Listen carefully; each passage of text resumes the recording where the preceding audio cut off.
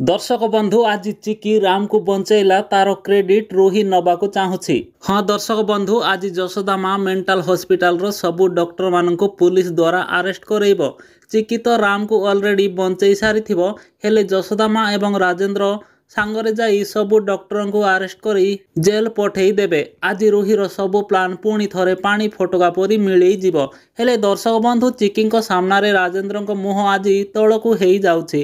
तो राजेंद्र कहबो मते क्षमा करदेबु रे माँ, मु तते किछि न बुझिकी बहुत किछि कहि देइछि। तापरे चिकी कहबो नाही बापा आपण सेमिति कहंतुनी, बरं आपण मते झियो बोली कहि दियंतु ना, मते सब किछि मिलि जीवो। तापरे राजेंद्र कहबो आजिठु तू मो बेस्ट झियो।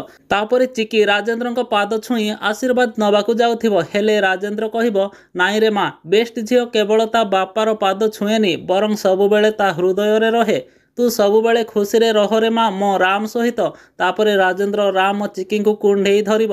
दर्शक बंधु एमानंक भल पाइबा देखि जशोदा माँ को आखिरु लुह आपे आपे बही जाउछि। तो जशोदा माँ भावुची तो भल पाइबारे बहुत शक्ति अछि रे माँ, सेइथिपाई तो भल पाइबा ही आज जीतीगला।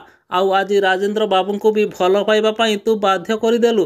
दर्शक बंधु एपटे जेजेमा सुगंधा रतन और माधवी एमानंकु अपेक्षा करिसंती जे केतेबेले राम चिकी घर को फेरिबे बोली। हेले माधवी राम विषय रे टिके उल्टा पाल्टा कथा कहिदेबो। तापरे जेजेमा रागी जाई माधवी को बहुत गाली करी चुप करई देबो। तापरे समस्ते देवी माँ को गुहारी करिवे जे राम चिकी खूब जल्दी घर को फेरी आसंतु बोली।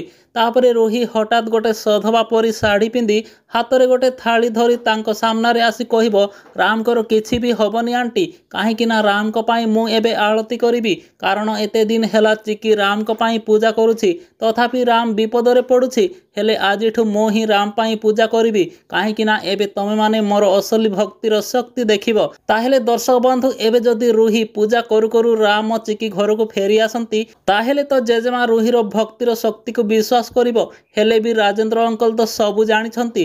ताहेले दर्शक बंधु आज चिकी राम को बंचैला तार क्रेडिट रूही नबाकू चाहूछि। आपण माने कोन भावुचंती आमको कमेंट करी जणैबे।